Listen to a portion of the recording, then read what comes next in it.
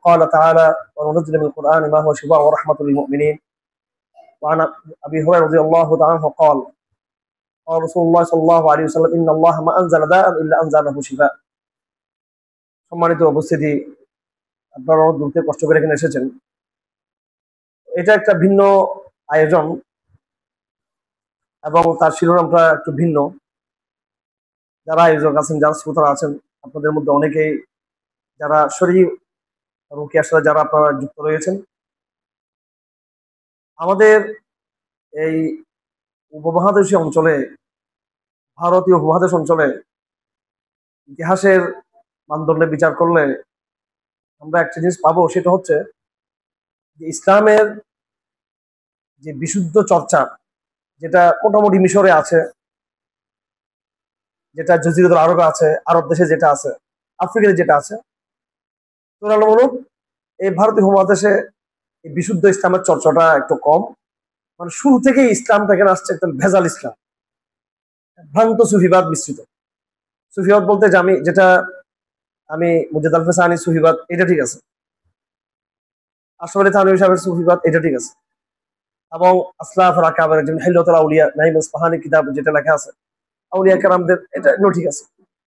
কিন্তু শিরিক মিশ্রিত যে সুফিজম, এটা ভারতীয় উপমহাদেশে যুক্ত ছিল, শিরিকতা বেদাত।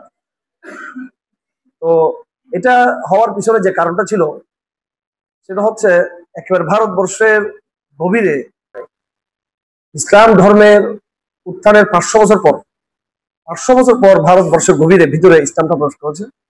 আর সেই 400-500 বছরে সেন্ট্রাল যে ইসলাম আব্বাসীয়দের আমলে অনেক দুর্বল হয়ে গিয়েছিল, যার কারণে একবার শুরু থেকে আমাদের বাংলাদেশ, পাকিস্তান, ভারতের মুসলমানদের আমলের মধ্যে মারাত্মক একটা ত্রুটি শিরকের লেনে এবং বেদাতের লেনে পাওয়া যায়। এটা ঐতিহাসিক কারণে হয়েছে। কিন্তু এই শিরিক বেদাতের বিরুদ্ধে ওলামায়ে কেরাম অনেক সংগ্রাম করেছেন, তার অনেক দীর্ঘ ইতিহাস আছে। বিশেষ করে শাহ ওলিউল্লাহ পরিবারের মাধ্যমে পরবর্তী ধারাবাহিকতায় ইসমাইল শহীদ এবং সৈয়দ আহমদ শহীদ রহমতুল্লাহ আলাইহি, যেটাকে ওয়াহাবি আন্দোলন বলা হয়, এবং যেটা মূলত ওয়াহাবি আন্দোলনটা একটা বদনাম হিসেবে বলা হয়েছে ইংরেজদের পক্ষ থেকে। এটা ছিল আসলে জিহাদি আন্দোলন।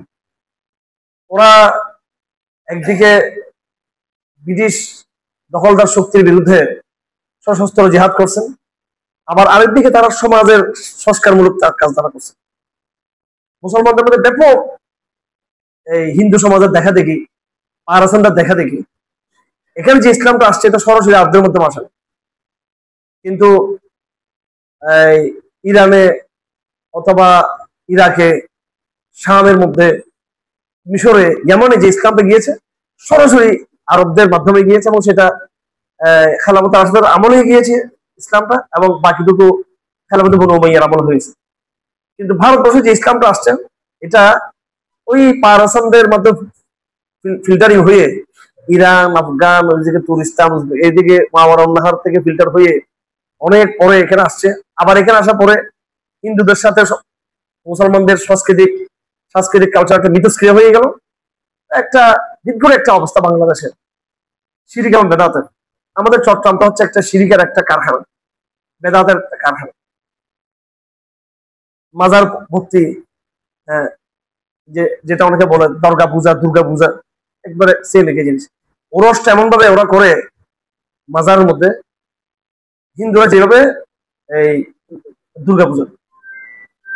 এই বেদাত গুলোর মধ্যে একটা অন্যতম বেদাত ছিল মানুষের চিকিৎসার ক্ষেত্রে। আমি এটাই বলতেছি, ঐতিহাসিক কারণটা বলার কারণ হচ্ছে এটাই। মানুষের যে চিকিৎসা, এই চিকিৎসার মধ্যে এমন সমস্ত মন্ত্র, এমন সমস্ত কৌশল, এমন সমস্ত তাবিজ চলে আসছে বাজারের মধ্যে, যেগুলো একদম হয়তো শিরিক যুক্ত অথবা বেদাত যুক্ত। বিভিন্ন অঙ্ক দিয়ে তাবিজগুলো তৈরি করা, অথবা সেখানে কুফরি কালাম থাকা, বৌদ্ধ, হিন্দুত্ববাদের বিভিন্ন পৌত্তলিক নানান শিরিকের নাম দিয়ে তাবিজগুলো করানো। একটা কথা আপনাকে বলে রাখি, শিরিকের নাম দিয়ে তাবিজ করা হলো সেটা কিন্তু অনেক ফায়দা ফল দিত। এটাকে বলা হয় ইস্তেদরাজ। নবীদের যেমন নাকি মুজিজা আছে, আউলিয়াদের যেমন কি কারামত আছে, যারা ভণ্ড এরাও কিন্তু কিছু অলৌকিক কর্মকাণ্ড দেখাতে পারে। আপনি ভারতে গেলে দেখবেন হিন্দুরা কিন্তু কিছু অলৌকিক, এটা হচ্ছে সাধনার ফল। একজন মানুষ যখন সাধনা করবে দীর্ঘদিন উপবাস থাকবে, বা সে মিথ্যা কথা বলবে না, বা সে স্ত্রীর সহবাস করবে না, অথবা সে বন জঙ্গল কোন বিভিন্ন রকমের ফাংশন এখানে আছে, এগুলো করলে সে সাধনা করে। সাধনার কারণে একটা শিল্প, এটা ভিত্তিতে তারা কিছু অলৌকিক অলৌকিক কাজ তারা দেখাতে পারে। এটা এখনো আছে ভারতে, অলৌকিক বিষয়গুলো তারা দেখায়। সুতরাং অলৌকিকতা, ধরেন একজন মানুষ সমুদ্রে হাঁটতেছে, পানির উপরে আগুনে বসে আছে, অলৌকিক কিছু যদি দেখায়, সেটা জাদুবিদ্যা হতে পারে, ব্ল্যাক ম্যাজিক হতে পারে, সেটা বিভিন্ন রকমের চোখ ধাঁধানো জাদু ইত্যাদি, পাশাপাশি এটা তার সাধনার ফল হতে পারে, এটা সাধনার ফল হতে পারে। সেই হিসেবে এই যে কুফরি কালামের যে তাবিজ, কুফরি কালামের যে চিকিৎসা, যদিও সেটা কুফরি, যদিও সেটা শিরিক, কিন্তু দেখা যাচ্ছে সেটা যখন কোনো মহিলা ব্যবহার করছে, তার বাচ্চা সন্তান নর্মালি প্রসব হয়ে গেছে। দেখা যাচ্ছে এটা দিয়ে ভালো কোনো একটা কাজ হয়ে গেছে, গাছের ফল ইত্যাদি বেশ ভালো ভাবে নিরাপদ হয়েছে বিভিন্ন কীট পতঙ্গের আক্রমণ থেকে। হতে পারে, এগুলো অসম্ভব। হাদিসে আছে এটা নিয়ে যে কোনো সময় পেটে ব্যথা হয়, শয়তান পেটে উস্কানি মারে, যত দোয়া পড়ে উস্কানি আরো বেড়ে যায়। যখন শয়তানের মন্ত্র পড়ে ব্যথাটা থেমে যায়, তার মানে শয়তান কি করে, তার উস্কানিটাকে বন্ধ করে দেয়। এটা নিয়ে দারুণ করাচিতে আমি যখন ইফতা পড়তেছিলাম 96 থেকে 99 সাল পর্যন্ত, ওই সময় আমি একটা থিসিস লিখছিলাম, ফতোয়া। মানে আমাদের ফতোয়া তো হয় 1 পৃষ্ঠার ফতোয়া হয়, কিন্তু ফতোয়াটাকে লিখতে গিয়ে আমাদের অনেক গবেষণা, একটা ফতোয়া রেডি করতে গিয়ে অনেক কিছু পড়তে হয়। তো সেই সময় যারা মেধাবী ছাত্র ছিল তাদের একটা অভ্যাস ছিল যে একটা ফতোয়া রেডি করতে গিয়ে অন্তত 1 পৃষ্ঠার আমরা দিব। কিন্তু এটা নিয়ে অনেক গবেষণা যেটা আসছে, আমরা সবগুলো গবেষণাগুলো ইয়ে করে এক জায়গায় সেগুলোকে লিপিবদ্ধ করে এটা নিয়ে একটা রেসালা হয়ে যেত আমাদের। এরকম 50টা রেসালা আমার আছে লাগে, ছোট ছোট ছোট, এরকম বিভিন্ন বিজেপিতে। যাই হোক, তো এই যে চিকিৎসার ক্ষেত্রে শয়তানের একটা ওয়াসওয়াসা আছে। হাদিস শরীফ আছে, লিকুল্লি ইনসানিন লিম্মাতান, লিম্মাতুল মালাক ওয়া লিম্মাতুশ শাইতান। প্রত্যেক মানুষের মধ্যে দুটা প্রণোদনা আছে, উস্কানি আছে দুটো। কোনো লোক আছে তার ভালো করতে ইচ্ছা করে, কিছু লোক আছে তার খারাপ করতে ইচ্ছা করে। লিম্মাতুশ শাইতান ইআদুম বিশ-শার, শয়তান হচ্ছে বারবার খারাপ কাজকে কি করবে, সে অভ্যস্ত করবে, এটা উস্কানি দিবে। আর ফেরেশতার উস্কানি হলো, ফেরেশতার প্রণোদনা হলো ভালো দিকে মানুষকে নিয়ে যাবে। কোরআনে কারিমে আছে, আউযু বিল্লাহি মিনাশ শাইতানির রাজিম, ফাআলহামাহা ফুজুরাহা ওয়া তাকওয়াহা ওয়া নাফসিন ওয়া মা সাওয়াহা, ওয়া নাফসিন ওয়া মা সাওয়াহা ফাআলহামাহা ফুজুরাহা ওয়া তাকওয়াহা। আল্লাহ পাক যখন মানুষের মনকে তৈরি করেছে, নফসকে তৈরি করেছে, এর মধ্যে আল্লাহ পাক নিজেই মানুষের মধ্যে ভালো আর মন্দ দুটোইকে দিয়ে দিয়েছেন। এটা বৈজ্ঞানিকভাবে প্রমাণিত, দার্শনিকভাবে এটা প্রমাণিত, মানুষের মধ্যে ভালো মন্দ দুইটাই আছে। তো এখন কেউ যদি নিজের ইচ্ছা শক্তিকে ভালো দিকে ব্যবহার করে, ফেরেশতাদের প্রণোদনাকে ব্যবহার করতে চায়, তাহলে সে তার জীবনকে সে বরকতময় করতে পারবে। আর কেউ যদি এটাকে যদি আপনার দুষ্ট কাজে নিজের প্রতিভাকে ব্যবহার করতে চায়, সেটা তার জন্য খোলা আছে। যাই হোক, ভারতবর্ষে যে ইসলামের একটা চর্চা হচ্ছিল ভুল ভাবে, তার একটা বড় অংশ ছিল মানুষের শিরকের বিশ্বাস। মানব জাতি হাজার হাজার বছর সমস্যাটা কি? সমস্যা তারা আল্লাহকে মানে না, সেটা না, সবাই আল্লাহকে মানে। হিন্দুরাও মানে, বুদ্ধরাও মানে, খ্রিস্টানরাও মানে, ইহুদিরাও মানে, মুসলমানরাও মানে, বেদাতিরাও মানে, কবর পূজারও আল্লাহকে মানে, সবাই মানে আল্লাহকে। কিন্তু আল্লাহর সাথে সবাই কি করে, এটা হচ্ছে সমস্যা। এই যে কোরআন করে দেখবেন আল্লাহ আছে, এটা যতটুকু আল্লাহ প্রমাণ করেন না, তার চেয়ে বেশি প্রমাণ করছেন আল্লাহর সাথে শরীক করা যাবে না, এটা প্রমাণ করছে। মানব জাতির সমস্যা এটা না যে মানব জাতি নাস্তিক ছিল, মানব জাতি কখনো নাস্তিক ছিল না। মানব জাতি সবসময় আল্লাহকে বিশ্বাস করে, শিরকের সাথে। এই শিরকের নানান রূপান্তর আপনারা লাত, উজ্জা, মানাত, এই যে আমরা জাহেলিয়াতের এরপরে রুয়াল ইসলামের জামানায় ওয়াদ্দান, সুওয়াআন, ইয়াগুসা, ইয়াউকা, নাসরা এগুলো শুনেছেন। এরা মানুষকে পূজা করতো, মূর্তি পূজা করতো মানুষের স্মৃতি হিসেবে। ফেরাউনের জামানায় ফেরাউন নিজেকে বাদশা হিসেবে ষড়যন্ত্র পূজা করতো, যেমন শেখ হাসিনা আমাদেরকে বলছে মানে তার পূজা করতে হবে, বঙ্গবন্ধুর পূজা করতে হবে, এটা পলিটিক্যাল পূজা। আবার এদিকে তো গোপালগঞ্জের এলাকা বলে এটা পুরা তো লাভ টাপ নেই, এগুলো আমরা তৌহিদের কথা একবার এখান থেকে গোপালগঞ্জ পর্যন্ত বলে দিতে পারবো, সমস্যা নেই, কলকাতা হয়ে দিল্লি পর্যন্ত একেবারে। এখন এই যে শিরিকের চর্চা মানুষের মধ্যে একটা কাল্পনিক শিরিক, এইটার প্রভাবটা পড়ছে আমাদের সমাজে, মানে মুসলিম সমাজের মধ্যে। এরা তার মূর্তি পূজা করতেছে না, এদের মধ্যে যেটা আসছে সেটা হলো এই আউলিয়াদেরকে অতিমাত্রা ভক্তি করতে গিয়ে আউলিয়া পূজা চলে আসছে, আউলিয়াদেরকে নবীদের আসনে বরং আল্লাহর আসনে বসিয়ে ফেলছে। এবং তার কিছু বাহ্যিক যে কাজ, তার মধ্যে হচ্ছে তাবিজ। দেখেন হাদিসের মধ্যে তাবিজের কথা কিন্তু আছে। অত আব্দুল্লাহ ইবনে ওমর তাবিজ দেখতেন। তাবিজ আমাদের কিছু সালাফি ভাইয়েরা আছে একেবারে তাবিজকে বিশ্বাস করে না, একবার জিরো টলারেন্স, মানে তাবিজ বলতে কিছু নেই, তাবিজ নিয়ে ছিঁড়ি ফেলে, তাবিজ মানে শিরিক। তো এরকম তো সৌদি আরবের অনেক বড় বড় শেখরা যারা সালাফি, ওরা তো তাবিজ দিতেন মানুষকে।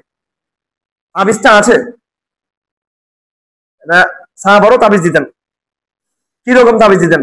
বাচ্চাদেরকে যারা দোয়াগুলো মুখস্থ রাখতে পারে না, কিরকম তাবিজ দিতেন? সাময়িক। এখন তো তাবিজ দিছে আল্লাহ দিলে মায়ের পার থেকে জন্মার পরে এটা কবর পর্যন্ত তাবিজটা নিয়ে যাবে সব। এক নম্বরে।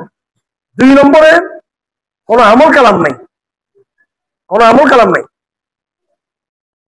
মুআওয়াযাতাইন এগুলা সূরা ফালাক, সূরা নাস, এই দুটো সূরার নাম কি?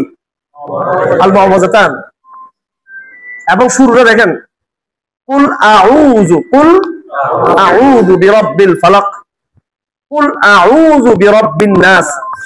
এটা তাবিজ। আউযু মানে তাবিজ, আমরা যেটা তাবিজ বলি এটা হচ্ছে তাওয়িজ, এটা আইন। তাওয়িজ বাংলা তাবিজ, তাবিজ বলে, আসলে তাওয়িজ। তাওয়িজ করতে গেছে আউযু থেকে। আমরা সকল সঙ্গে দোয়া পড়ি আউযু বিকালিমাতিল্লাহি তাম্মাতি মিন শাররি মা খালাক, ঠিক আছে? তো এই যে আর অনেক আউযু বিল্লাহি মিনাল হাম্মি ওয়াল হুজনি ওয়াল আজজি ওয়াল কাসাল ওয়াল জুবন ওয়াল হারাম ওয়াল মাগরাম ওয়াল মা'সাম, আউযু বিকা মিন ইলমিন লা ইয়ানফা ওয়া মিন কলবিন লা ইয়াখশা ওয়া মিন নাফসিন লা তাশবা ওয়া মিন দাওয়াতিন লা ইউস্তাজাবু লাহা, আউযু বিকা মিন জাহদিল বালা ওয়া দারকিশ শাকা ওয়া সুইল কাযা, আউযু বিকা মিন মাইতাতিন সু। এরকম আউযু আউযু আউযু হাদিসের মধ্যে অনেকগুলো দোয়া আছে। সবগুলো কি? আউযু আউযু আউযু মিনাল বারাসি, আউযু মিনাল জুজাম, আউযু বিরিদাকা মিন সাখাতিক ওয়া বিমুআফাতিকা মিন উকুবাতিক। এই যে আউযু আউযু এই শব্দটা হাদিসের মধ্যেও আছে এবং কোরআনে স্পষ্ট আছে। আউযু বিরাব্বিল ফালাক, আউযু বিরাব্বিন নাস। শুধু আছে তা না, রাসূলুল্লাহ সাল্লাল্লাহু আলাইহি ওয়াসাল্লাম বলেছেন আমাদেরকে প্রত্যেক ফরজ নামাজের পরে একবার একবার এই তিন কুল পড়তে হবে, এবং ফজর নামাজের পরে আর মাগরিব নামাজের পরে তিনবার তিনবার পড়তে হবে, এবং রাত্রে শোয়ার আগে। রাসূলুল্লাহ সাল্লাল্লাহু আলাইহি ওয়াসাল্লাম নিজেই এত বড় নবী হওয়া সত্ত্বেও, যাকে জিবরিল আল্লাহ পক্ষ থেকে হেফাজত করেন, আল্লাহ যার নিজের রহমতে তাকে হেফাজত করেন, রসুল হওয়া সত্ত্বেও, রসুলদের সর্দার হওয়া সত্ত্বেও তিনি রাত্রে শোয়ার আগে কি করতেন? তিনি এইভাবে তিনবার সূরা ইখলাস, তিনবার সূরা ফালাক, তিনবার সূরা নাস পড়ে মাথা থেকে পা পর্যন্ত কি করতেন? মুছে করতেন। তিনি আব্দুল্লাহ ইবনে তিনি হাসান হোসেনকে সূরা ফালাক নাস পড়ে কি দিতেন? ঝাড়ফুঁক করতেন। এবং রাসূলুল্লাহ সাল্লাল্লাহু আলাইহি ওয়াসাল্লাম যে অসুস্থতার মধ্যে ছিলেন, কারণ সাল্লাল্লাহু আলাইহি ওয়াসাল্লাম নাফাসা আলা নাফসিহি ফিল মারদ আল্লাযী তুফিয়া ফিহি কবিজা ফিহি। আয়েশার হাদিস যে রাসূলুল্লাহ সাল্লাল্লাহু আলাইহি ওয়াসাল্লাম যে মৃত্যুর মধ্যে ছিলেন, ইন্তেকাল হয়ে যায়, ওই সময় তিনি সূরা ফালাক, সূরা নাস পড়ে কি করতেন? উনি ওনার গায়ের মধ্যে কি দিতেন? এটা ফু দিতেন। আম্মা আয়েশা বলেন ফালাম্মা সাকুলা আলাইহি, যখন নাকি এটা খুব কষ্ট হয়ে গেল, রাসূলুল্লাহ হাত নাড়তে পারতেছেন না, একেবারে বেহুশ অবস্থায়, আম্মা আয়েশা বলেন আমি নিজে পড়তাম, রাসূলুল্লাহ পড়তে পারতেছেন না, পরে আমি রাসূলুল্লাহর হাতের মধ্যে ফু দিতাম, আর আমি রসুল্লাহ হাতটা ধরে ওনার গায়ে আমি মশা করতাম, কারণ আমার হাতের মধ্যে সেই বরকত যেটা রসুল্লাহ হাতে আছে বরকত। তো এইভাবে নবী হবার সত্ত্বেও তিনি এই আমলগুলো করতেন। এই জন্য তাবিজের ব্যাপারে আমার কথা হলো, প্রথম কথা হচ্ছে তাবিজের মধ্যে শিরিক রাখা যাবে না, কুফরি কথা লেখা যাবে না, এটা হারাম, এটা জায়েজ নেই। 2 নম্বরে হলো তাবিজ যদি আমরা ইসলামিক তাবিজ দিয়ে থাকি, ইসলামিক দোয়া, কোরআনের আয়াত, আশরাফ আলী থানভী রহমাতুল্লাহির কিতাব আছে একটা, ঠিক আছে, এই আমাল কোরআনে আপনি দেখছেন, খুব ফায়দাজনক এটা।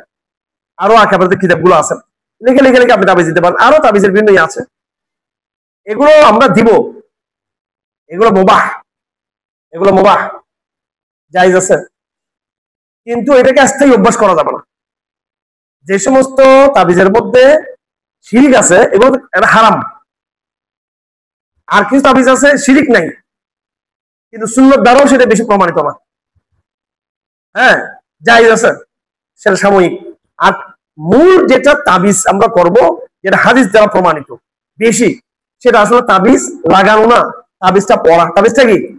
তাবিজটা পড়ার জিনিস, তাবিজটা লাগানোর জিনিস না। এবং এটার একটা বৈজ্ঞানিক ব্যাখ্যা আছে। বৈজ্ঞানিক ব্যাখ্যাটা হলো, সূরা ফালাকটা আপনারা সবাই জানেন, এর অর্থ দিকে খেয়াল করবেন। আউযু বিল্লাহি মিনাশ শাইতানির রাজিম, কুল আউযু বিরাব্বিল ফালাক, আমি পানা চাইতেছি প্রভাতকালের প্রভুর কাছে, মিন শাররি মা খালাক, যা কিছু তিনি সৃষ্টি করেছেন তার অনিষ্ট থেকে, হ্যাঁ, ওয়া মিন শাররি গাসিকিন ইযা ওয়াকাব, এবং রাতের অন্ধকারের গভীরতাকে যখন সেটা গভীরের চেয়ে গভীর যখন অন্ধকার হয়ে প্রকট হয়ে যায়, গাসিক মানে একেবারে গভীর, তো অন্ধকারের ওই অন্ধকারের গভীরতার ভিতর যে অনিষ্টগুলো আসে সেটা থেকে পানা চায়। তাহলে দেখেন এখানে সূরা ফালাকের মধ্যে রাতের কি আছে, এখানে কথা আছে। যে কোনো বদজিন, যে কোনো তাবিজ, খারাপ তাবিজ, জাদু টোনা, এগুলো কিন্তু বাতাসের মধ্য দিয়ে কিন্তু কি হয়, এগুলা চলো ছড়ায়। যেমন ইথার, এটাকে ইথার বলা হয়। এই যে এই আমাদের যে টেলিফোনে যে কথাবার্তা গুলো, ওয়্যারলেসের যে কথাগুলো, টেলিভিশনে এবং কি রেডিওতে যে কথাগুলো, এগুলো বাতাসের মাধ্যমে কি হয়, এগুলা প্রবাহিত হয়, চলমান হয়। এটাকে ইথার বলা যাবে, আরো অনেক শব্দ আছে এগুলো বলার মতো, হ্যাঁ। তো এই যে বাতাসের লেহার, এটা বলবো লেহার, বাতাসের যে লেহার, তাবিজটা কিন্তু বাতাসকে কেন্দ্র করে আসে। আবার দেখেন ইরান ইসরায়েল যুদ্ধের সময় দেখছেন যে উভয় দেশ কিন্তু একটা বলে, যখন বলে তাদের মিসাইলকে আকাশে বিধ্বস্ত করে দেওয়া হয়েছে, এটা হচ্ছে counter missile, anti missile, missile anti missile. ঠিক তদ্রুপ বাতাসের মধ্যে বদজিনদের যে আচরণগুলো ভেসে আসে, জাদু বৌদ্ধ টোনা যেগুলো ভেসে আসে, আপনি যদি সেটার মোকাবেলায় যদি গলাতে তাবিজটা লাগাই রাখেন, বাতাসে সেটা কোনো প্রভাব আছে। কিন্তু যখন আপনি মাগরিবের সালাতের পরে পড়বেন আউযু বিল্লাহি মিনাশ শাইতানির, আউযু বিল্লাহি, এটা কিন্তু তাবিজ, দেখেন আউযু বিল্লাহ নিজে তাবিজ, মুসলমানদের শুরু তাবিজ দিয়ে আউযু বিল্লাহ। এখন আউযু বিল্লাহ না পড়ে আউযু বিল্লাহ গলায় লাগাইতে শয়তান থাকে নাকি? আউযু বিল্লাহ প্লে কার্ড ছাপছে বড় করে এখানে, যে যেমন নাকি লা ইলাহা মুহাম্মাদুর রাসূলুল্লাহ লেখা থাকে, হ্যাঁ হ্যাঁ কালেমা লেখা থাকে, এরকম যদি কেউ যদি লেখে আউযু বিল্লাহ লিখে লাগাইছে, এখানে শয়তান কি থামে? কেন? কারণ শয়তান আসতেছে বাতাসের ইথারের ভিতর দিয়ে, আপনাকেও আওয়াজ দিয়ে। আমরা যে কথাগুলো বলি, যে আমরা কথা বলতেছি, এগুলো কিন্তু বাতাসে চলে যাচ্ছে, কিন্তু যেহেতু এগুলো দুনিয়ার কথা বা আমাদের নিজস্ব কথা, এই জন্য এগুলো হারিয়ে যাচ্ছে। কিন্তু যখন সুবহানাল্লাহ বলবো, আলহামদুলিল্লাহ বলবো, আউযু বিকালিমাতিল্লাহি তাম্মাত যখন বলবো, আউযু বিরাব্বিল ফালাক যখন বলবো, আউযু বিরাব্বিন নাস যখন বলবো, এটা বাতাসে শুধু যাবে তা না, এটা বাতাসে যত ভাইরাস আছে সবগুলো ধ্বংস করে দিবে। এটার কাজ হচ্ছে খুঁজা, কোথায় বদজিন ওকে ধরে ফেলবে, কোথায় ব্ল্যাক ম্যাজিক এটা ধরে ফেলবে, কোথায় বৌদ্ধ টোনা এটা ধরে ফেলবে। এটা তাবিজের কাজ, ইসলামিক তাবিজের কাজ। সেজন্য তাবিজটা কি লাগানোর জিনিস নাকি তাবিজটা পড়ার জিনিস? ইরানে যদি মিসাইলটা যদি আপনার রাখছে, একটা বস্তা মধ্যে বেঁধে রাখছে, মিসাইলটা বেঁধে বড় বড় বিল্ডিং এ রাখছে যে আমাদের মিসাইল আছে, এই মিসাইলকে দেখে কি ইসরায়েলি মিসাইলকে খানতে হবে নাকি? মিসাইলকে ছেড়ে দিতে হবে। আর আমরা মিসাইলটাকে বাঁধে রাখছি এখানে কোমরের ভিতরে, হাতের মধ্যে, এখানে। এগুলো কুদরতি মিসাইল, আল্লাহ রাসূল বলেছেন এগুলো পড়ো, এবং পড়ার টাইমিংটা দিয়ে দিচ্ছেন, যেটা বললে এটা ইফেক্টিভ হবে। আমার ভাইরা, এ হচ্ছে এগুলো সুন্নাহ মতো আমাদের আমল করতে হবে, হ্যাঁ। এগুলো অনেক কথা আছে হাদিস শরীফে। আল্লাহ রাসূল সাল্লাল্লাহু আলাইহি সাল্লাম যত হাদিস বলছেন, আপনারা হাদিস কিতাবগুলো দেখবেন, এখন ওলামায়ে কেরাম সবাই আছেন, সবাই আপনারা জানেন। আওয়াম ভাইদের জন্য আমি কথা লম্বা করলাম, আলেমদের এত কথা বলার দরকার, ওরা জানেন এগুলো। যদিও এগুলো আমল কতটুকু আমরা করি জানি না, কিন্তু অনেকে তো জানার কথা এগুলো। হাদিসের সমস্ত কিতাবে এই চ্যাপ্টার চ্যাপ্টার চ্যাপ্টার অধ্যায় অধ্যায় আছে। নামাজের অধ্যায়, রোজার অধ্যায়, হজের অধ্যায়, জিহাদের অধ্যায়, বিয়ে শাদী বেচা কিনার অধ্যায় আছে। হাদিসের কিতাবের মধ্যে এরকম ভাবে আপনার কি আছে, রুকিয়া আর রোকা শরিয়া, শরীর রোকার অধ্যায়টা আছে। বিসমিল্লাহি আরকিক মিন কুল্লি দাইন ইশফিক, আল্লাহুম্মা রাব্বান নাস আযহিবিল বা'সা রাব্বান নাস ইশফি আনতা শাফি লা শিফাআন ইল্লা শিফাউক শিফাউন লা ইউগাদিরু সাকামান। এইভাবে খাজলি, গায়ে ব্যথা, সমস্যা, বিসমিল্লাহ রব্বিনা তুরবাতি বিতুরবাতি আরদিনা রিকাতি বাদিনা লিয়াশফিয়া সাকিমুনা বিইذن রব্বিনা। এগুলো সব মন্ত্র, এগুলো মানে কুদরতি, মানে খোদাই মন্ত্র। এগুলো আইয়ামে জাহেলিয়াতের মধ্যে কিছু মন্ত্র ছিল, শয়তানি মন্ত্র, যেমন নাকি এরা পাখি শিকার করে বলতো আতরিকা কারা ইন্নান নাআমাতা ফিল কুরা। এটা আপনারা যারা হাদিসুন কাফিয়া পড়ছেন, সহজে পড়ছে জানেন। হ্যাঁ, এবার তারা মন্ত্র পড়তো এবং তারা মানুষকে চিকিৎসা করার জন্য খারাপ কার বিভিন্ন মন্ত্রগুলো পড়তো। এরকম এই মন্ত্রগুলো কুফরি, এই মন্ত্রগুলো জায়েজ নেই। তার বিপরীত আল্লাহ রাসূল আমাদেরকে কি শিক্ষা দিয়েছেন, ভালো ভালো মন্ত্র আমাদেরকে শিক্ষা দিয়েছেন। হাদিস শরীফে আছে, সাহাবায়ে কেরাম রাসূলকে জিজ্ঞেস করেছেন, আরাইতা দাওয়াআন নাতাদাওয়া বিহি ওয়া রুকান নাস্তারকি বিহা হাল ইয়ারুদ্দু মিন কাদারিল্লাহ শাইআন ক্বালা যালিকা মিন কাদারিল্লাহ। ইয়া রাসূলুল্লাহ, আমরা যে ওষুধ করি, দাওয়া মানে হচ্ছে ওষুধ, ডাক্তারদের ওষুধ, রুকিয়া মানে হচ্ছে যেটা চিকিৎসা, এই কোরআনিক যে চিকিৎসা, এটার দ্বারা কি তকদিরের সমস্যা আছে কোনো? বলতেছে না, এটা হচ্ছে আল্লাহ তকদির। যাই হোক, চিকিৎসা দুই রকম, একটা হচ্ছে বস্তুবাদী চিকিৎসা, আপনার মেডিকেল সায়েন্সের যে চিকিৎসা, এলোপ্যাথিক, হোমিওপ্যাথিক, আয়ুর্বেদিক, অর্গানিক, এটা হচ্ছে একবারে এই আপনার বস্তুবাদী, দেখা যায় এটা। গাছের পাতা, রস, ওষুধ, ট্যাবলেট, মেডিসিন, বিভিন্ন পরীক্ষাগুলো ইত্যাদি গুলো, এটা এলোপ্যাথিক আছে, এটা হোমিওপ্যাথিক আছে, এটা আয়ুর্বেদিক আছে, নানান পদ্ধতি আছে। এক এক জমানে একটা ছিল, এটা একদম বাস্তব উপাদান, এটা খাওয়া যায়, এটা খেতে হয়। এটা আর একটা ওষুধ হলো সেটা খাওয়া যায় না, এটা পড়তে হয়, কি করতে হয়, এটা করতে হয়। রুকিয়া হচ্ছে যেগুলো দৃশ্যমান খাদ্য না, কিন্তু এগুলো আমল করতে হয়। সাহাবায়ে কেরাম যখন সফরে ছিলেন, আপনার সবাই জানে হাদিসটা, সূরা ফাতিহার একটা হাদিস, ঠিক আছে? তো ওই এলাকাতে তাদের সর্দারকে যখন কি হলো, কামড় দিল সাথে, তখন তারা বলছে তোমাদের মধ্যে কোনো রাখি আছে কিনা, কি আছে কিনা। তখন সাহাবায়ে কেরাম কিসে আমল করছিলেন? সূরা ফাতিহা। সুবহানাল্লাহ। আউযু বিল্লাহি মিনাশ শাইতানির রাজিম। আলহামদুলিল্লাহি রাব্বিল আলামিন আর রহমানির রহিম মালিকি ইয়াউমিদ্দিন ইয়াকা না'বুদু ওয়া ইয়াকা নাস্তাঈন ইহদিনাস সিরাতাল মুস্তাকিম সিরাতাল লাযীনা আন'আমতা আলাইহিম গায়রিল মাগদুবি আলাইহিম ওয়ালাদ-দাল্লিন। এটা কিন্তু নাম হচ্ছে, এটা শাফিয়া, এটার নাম শেফা, সূরা ফাতিহার নাম। আরো বহু নাম আছে, এটা একটা নাম। সূরা ফাতিহা অনেক প্রভাব, যে কোনো রোগীকে সূরা ফাতিহা ঠিকমতো দিলে সুস্থ হয়ে যাবে, এত প্রভাব সূরা ফাতিহার মধ্যে। এই সূরা ফাতিহা তারা চিকিৎসা করছেন। রাসূলুল্লাহকে জিজ্ঞেস করছে, ইয়া রাসূলুল্লাহ, তারা আমাদেরকে, সাহাবায়ে কেরাম বলছে তোমরা হাদিয়া না দিলে আমরা কি করবো না, চিকিৎসা করবো না। তারা হাদিয়া দিল। রাসূলুল্লাহ বলছেন, হ্যাঁ অবশ্যই কিতাবুল্লাহ বেশি হকদার যে সেটার ভিত্তিতে হাদিয়া দেওয়া হবে, এটা হচ্ছে রুকিয়া। রাসূল এটাকে সাপোর্ট করেছেন। আমার ভাইয়েরা, আপনারা কোন কোরআনিক চিকিৎসার নাম দিয়ে ভণ্ড কোনো জায়গায় যাবেন না, ঠিক আছে?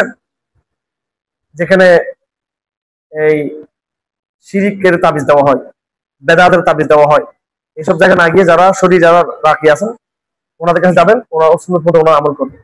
এটা একটা ফোন, এখানে কিছু একবার ডাইরেক্ট কোরআন হাদিসে আছে, আল্লাহ রাসূল বলেছেন, আর কিছু হয়তো হাদিসে নাই, ইজতিহাদ করেছে ওলামায়ে কেরাম, কিন্তু সহিহ আমল কোরআনে কিছু আয়াত পড়া, বিভিন্ন জায়গায় এগুলোর মতো আমল করতে হবে। আমার রাকি ভাইদের উদ্দেশ্য হচ্ছে, যেই পথে আগের প্রজন্ম পথভ্রষ্ট হয়েছে, আপনারা কিন্তু আবার নতুন ফিতনা তৈরি করিয়েন না।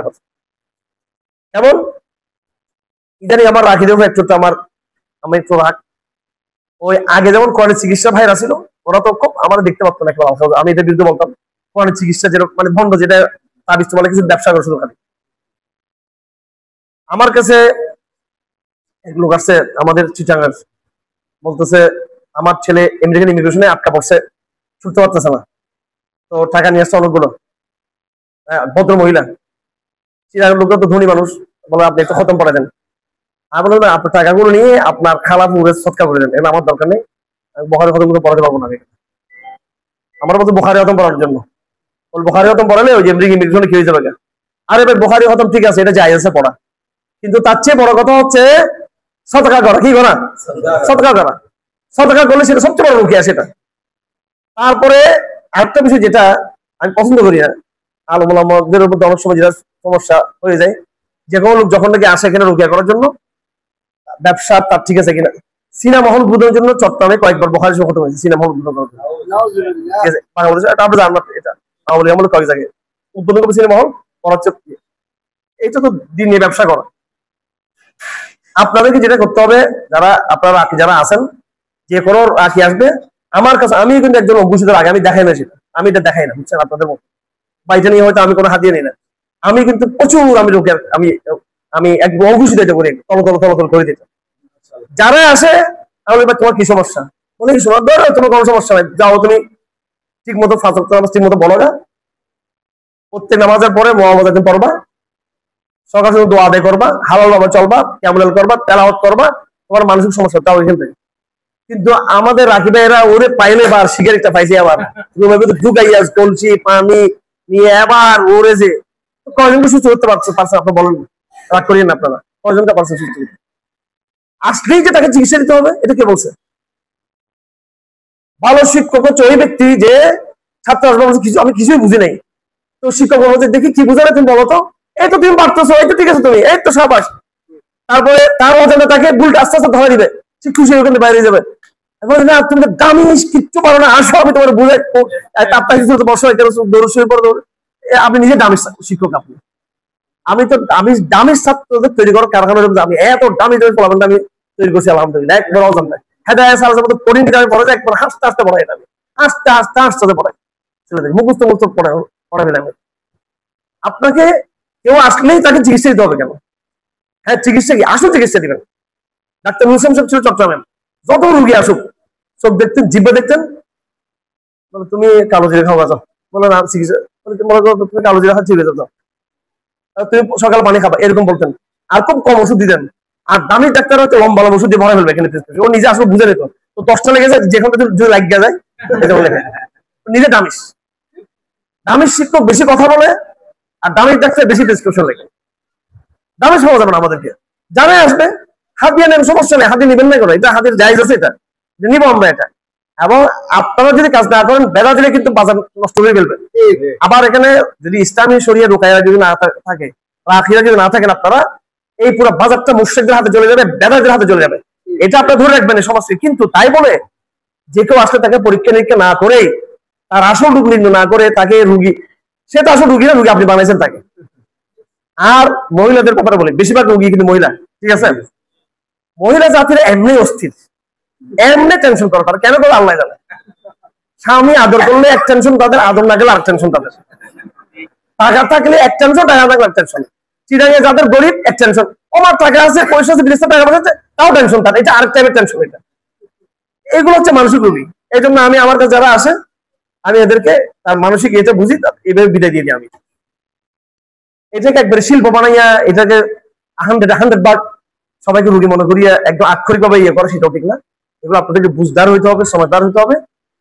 আপনারা ভালো করতেছেন। আমি কিন্তু আপনাদের হুজুর ইসলাম থেকে রুগী আমি করাইছি, রুগিয়া আমি আপনাদের পক্ষে, আমি আপনাদের বিরুদ্ধে না, আপনাদেরকে দিয়ে আমি কিন্তু রুগিয়া করাইছি। আমি ওরে আল্লাহ কি যে ফরসে, একের পর 2 ঘন্টা 2.5 ঘন্টা আমার যা সাইজ করা করছে, আমার এটা দরকার আছে, আমি করাইছি। কারণ আমি জানি যে আমার উপর কি হইতেছে না, সিরিয়াস আমার মধ্যে আমাকে ইয়ে করা হচ্ছে, কি আমাকে হাসত এবং আইনুল হাম্মাত ও আইনুল লাম্মাতিন এগুলো করা হচ্ছে আমার, এটা আমি বুঝছি, এবং এখন করা হচ্ছে। সৌদি আরবে আমার এমন ডিস্টার্ব করছে, বাংলাদেশ থেকে কে করছে আল্লাহ জানে, একবার কাবু বানিয়ে ফেলেছে। কিন্তু আলহামদুলিল্লাহ বলা হোক, আমি কোনো অহংকার করতে চাই না, আমি সুন্নতের কঠিন চলার চেষ্টা করি। আমি এই জন্য এগুলো অটোমেটিকলি পারে না আমার সাথে, তারপরও ডিস্টার্ব করে না। রসুল্লাহকে করছে ডিস্টার্ব, আমাদের কিন্তু করবে সব, সুন্নতের আমল করতে হবে। তারপরে রুকিয়া গুলো করবেন, আপনারা সুন্দরভাবে করবেন, এগুলো পড়াশোনা মশকরা করবেন। আলহামদুলিল্লাহ আল্লাহ আপনাকে বারাকা দিবেন। আপনাদের মাধ্যমে একটা ভেদাত বিলুপ্ত হয়ে গেছে আলহামদুলিল্লাহ বাংলাদেশে। আপনাদের মাধ্যমে শিরিক বিলুপ্ত হয়ে গেছে আলহামদুলিল্লাহ। এখন আপনার নিজের নতুন কোনো বেদাত চালু করবেন না আপনারা, এটাকে সঠিকভাবে আপনারা বাস্তবায়ন করবেন যেভাবে আছে। এটা নিয়ে অনেক কথা আছে, আরো কথা আছে। আমি গত জুমার খুতবা দিয়েছি রুকিয়ার উপরে, এর আগে খুতবা রুকিয়ার কেন সফর মাসকে নিয়ে যে কতগুলো জাহিলিয়াতের ইয়ে আছে, এটাকে কেন আমি পুরো এক মাস খুতবা ছিল এই রুকিয়া এবং টিভির আমার খুতবা ছিল। আল্লাহ পাক আমাদের সবাইকে ভালো রাখুন। এখন সন্ধ্যা হয়ে গেছে, সন্ধ্যাকালে দোয়াগুলো আমরা পড়বো ইনশাআল্লাহ, আমল করবো। ওলামায়ে কেরাম যারা আছেন, তারা আওয়াম ভাইরা আছেন, আওয়াম ভাইরা আলেম জানার তো দরকার নেই, ও ফেসবুকে দেখলে যথেষ্ট, অনলাইনে দেখলে যথেষ্ট না, আরেক ফিতনা। তাহলে আমিও তো অনলাইন থেকে ডাক্তারি শিখতে পারি, আমার তো মেডিকেল যাওয়ার দরকার নেই আমার। এই জন্য আপনারা আলেমদের সোহবত বাদ দিয়ে কোনোভাবেই আপনারা নিজেকে পণ্ডিত ভাববেন না। প্রত্যেক আওয়াম ভাইকে বলতেছি, আপনার আলেমদের সোহবত থাকবেন, আপনারা ওদের ঠিক শিখবেন, প্র্যাকটিক্যাল সোহবত থাকবেন। সুবহানাল্লাহি ওয়া বিহামদিহি, আশহাদু